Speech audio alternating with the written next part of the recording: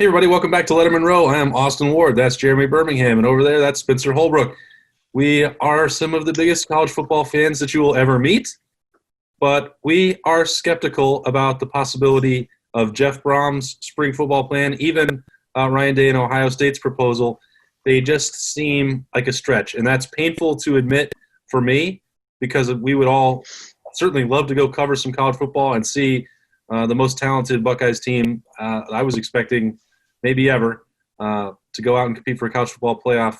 I'd love to see them get a chance, but I struggle to get there. I think there are so many complications for spring, and it starts to me with asking these guys to maybe play 18 to 22, 23 games in a calendar year. That's almost got to be a disqualifier right there.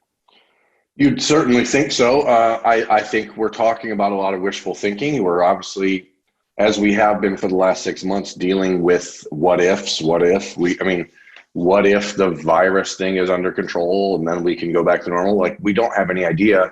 As I put on social media on Thursday, like Jeff Brom's plan, Ryan Day's plan, they're all kind of unrealistic. But I'm just glad people are thinking about a plan, because as I talked to the Ohio State 21 class and the latest terminology video, like, these kids want a plan. They have to have a plan. So even if it doesn't make a lot of sense, at least it's a starting point for conversation.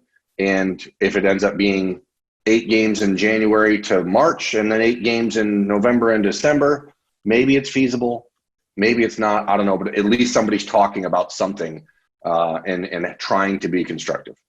And Spencer, you and I talked about this on Thursday that, hey, it's great that Jeff Brom is being proactive, and really it's encouraging that the Big Ten is actually seeming to do something with these subcommittees after what looked like a wasted summer of trying to get ready for the football season. I know that's not entirely fair to them. Their hands were tied in some respects, but Jeff Brom's plan in particular, with not starting until late February or March, going into May, turning around to play 10 games or more in October, this one, I don't see how that one is practical.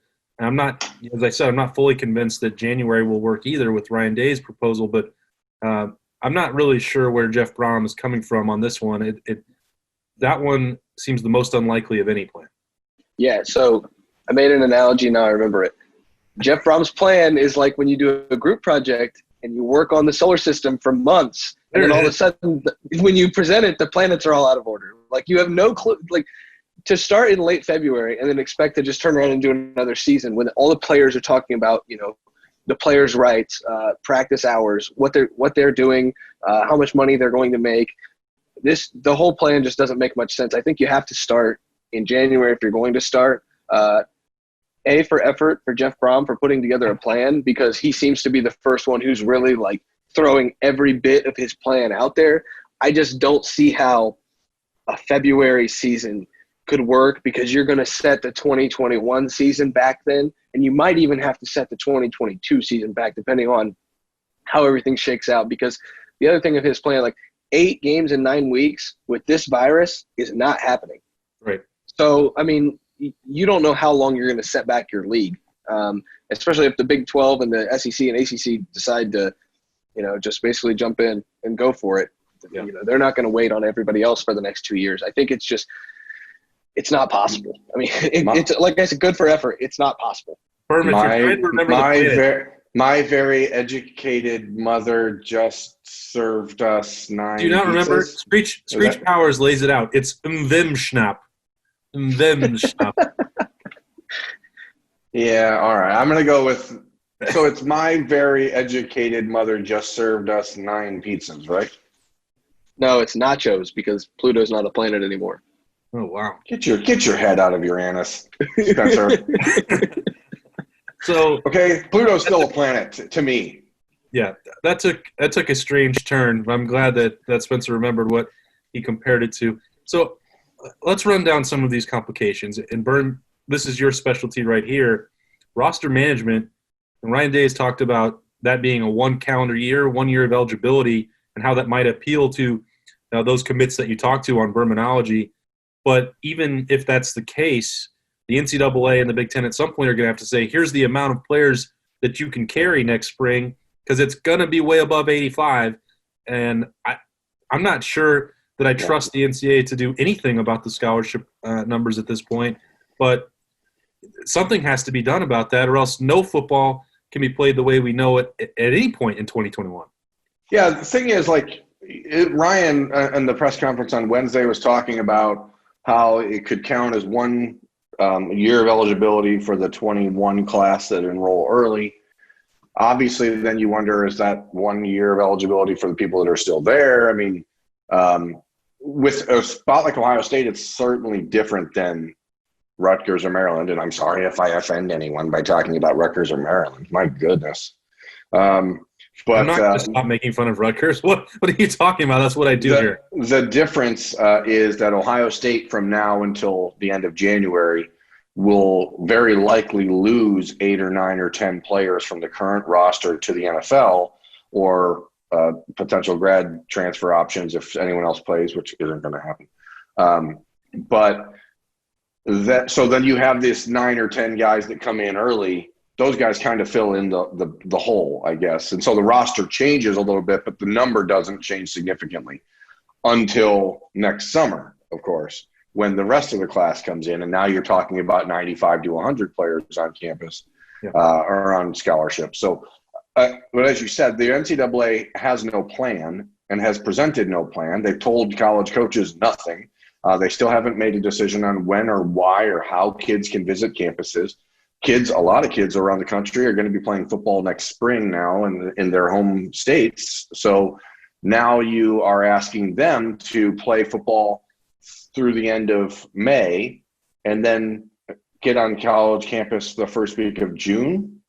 So, I mean, there's a lot of things that don't make any sense. And the number itself certainly is one of them. But that seems almost for next year to be something that can be decided arbitrarily and just on a whim. You could say 100, here's your number.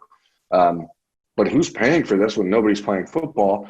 But you just don't have any answers. And it's what I've talked about all week, which is the infuriating part. We finally saw Mark Emmert come out and put out a video saying we can't have fall championships, while not saying that the NCAA football has to stop, which, good Lord, what in the world, Mark?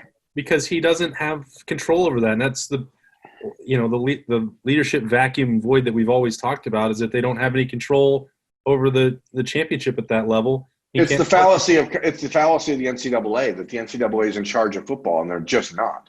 And now we're seeing that for the first time really take shape. Yeah. Spencer, what do you see as the biggest hurdle to any Jeff Brom plan, Ryan Day plan, Jim Harbaugh plan, any of them? I just going to second what you guys said. I think it's the scholarship numbers. You cannot – there's going to be guys that leave for the NFL, and then you're going to be reduced to, let's say, 73 scholarship guys just because you got 12 guys leave. Well, if you're going to fill that in with the 2021 class, you got to do something about their eligibility. And the spring 2020 season cannot count as their eligibility because they don't even graduate and technically graduate high school until that time. So you can't just say, okay, they're filling it in and that's 1 year of eligibility. So the scholarship numbers are going to be affected, I think, for years. And I don't see how the NCAA can put a plan together that would result in anything other than scholarship numbers being just, basically ripped up and thrown in the air, because it's going to be impossible to try and sort through all of these different scenarios that different teams will have when you don't have a central leader. Like the NCAA, the Big Ten, shown complete ineptitude, lack of leadership. So what makes us think that they're going to get their act together for scholarship numbers that are going to be arbitrary across the entire board? Because Rutgers isn't going to have 10 to 12 guys leave. Maryland's not going to have 10 to 12 guys leave. Michigan won't even have 10 to 12 guys leave. So Ohio State's this massive entity with all this NFL talent that'll leave. But then, Maryland might have one guy leave. So, you can't – they'll have more guys on scholarship than Ohio State will. Is it going to be a range of guys that you're allowed to have, 1 to 110? Like, what are we doing? We need to know some answers soon. Is this the Big Ten's greatest prayers being answered? Because for the first time in 20 years, what we're almost guaranteed to see is Ohio State's roster coming back to the pack of the Big Ten, right? So is this is the unintentional leveling of the playing field between Ohio State and the Big Ten? Because now you have all these other schools that are going to have players who have a lot more experience than Ohio State whenever the next time they go back on the field. And, I mean, somebody pointed it out on Twitter to us yesterday, Austin. Yeah. C.J. Stroud and Jack Miller are going to have 3 more practices than Kyle McCord by the time Kyle's on campus. I told that guy, I said, I really had not even ever thought about that, because we've just been so wrapped up in the fact that, okay, well, if Fields leaves, you're going straight to, C.J. Stroud and Jack Miller in a competition in the spring, whenever, January, next August, whenever. And they have had the benefit of a lot of meetings with Corey Dennis, and they've got to go through the strength program. And but it's obviously not a traditional year in the program. Kyle McCord could catch up really in a hurry, because he's now not that far behind. I don't know what all you've talked to him about the stuff he's doing with the Sims Passing Academy, and I don't know what the restrictions are for high school football where he's at, but that's an absolutely wild turn of events, because that's going to change the entire dynamic of Ohio State's future quarterback plans. Everything. Better than anybody. Yeah, we're just in such, and I keep repeating myself when I say it, but we're in this totally unknown time, and everything we talk about is speculative. Everything that Jeff Brom or Ryan Day or Jim Harbaugh or anyone else promotes is going to be speculative, except for James Franklin. I mean, he'll put out something at the last minute and it'll fail spectacularly. But, the rest of these guys, everyone's just sort of spitballing. It's all just guessing. And then you just hope that people can hodgepodge something together. But until there's an actual leadership in the Big Ten that steps up and puts a plan that is in tandem with the rest of college football, I just don't know how we can even consider a spring football schedule until everyone's doing it. The NCAA will never be the same if the SEC is allowed to play football this fall and the ACC is allowed. I mean, the NCAA football is dead if that happens. Dead. I think for me, the other challenge that simply has to be addressed here is, it sounds kind of dumb to be worrying about the weather. I know that's usually your forte for us, Berm, but if you're going to play in January, which I think is the most practical in terms of giving these guys a physical break and limiting the opportunities for them to get hurt and be out there and going through the wear and tear. Well, if January makes the most sense, well, then you're going to have to play somewhere else. You can't play in the Horseshoe. You can't play in the Big House. You're not going to be able to play at Camp Randall outside in January and February. So, I mean, it's not maybe the biggest ask in the world, but you're probably going to have to move towards what we talked about being a solution all along, some sort of bubble with multiple teams playing in Indianapolis or Detroit, some dome somewhere. You cannot play. I think that's a great idea. idea. And honestly, I think it's the only idea. If you're talking about what Ryan Day is talking about, that is the only idea. You have to be able to get teams together, 4 teams in Indianapolis, 4 teams in Detroit, 4 teams in Minnesota. I'm sure there's a dome that's playable, somewhere in Ohio. I just think that's the only possible solution if you're talking about a winter program. You can't play in Minnesota in January. You just can't. And every team in the Big Ten, other than one, has a permanent indoor practice facility. If we don't have fans, we have 100-yard practice fields inside. And every school – What team is that? Whew. I believe it's the one in New Jersey. Oh, the State University of New Jersey. Because when we pulled up to that facility last year, I don't even know if I call it a facility. It might be a bathroom facility. There was a massive, inflatable white thing sitting in the yard. And I was like, what is that? Oh, that's the practice facility of this Big Ten university. So I'm not saying that it's – Be nice to Rutgers. I'm not saying that it should happen, but – if we're talking about no fans and we're talking about weather, there's no reason that you need to play these in Indianapolis and Minnesota.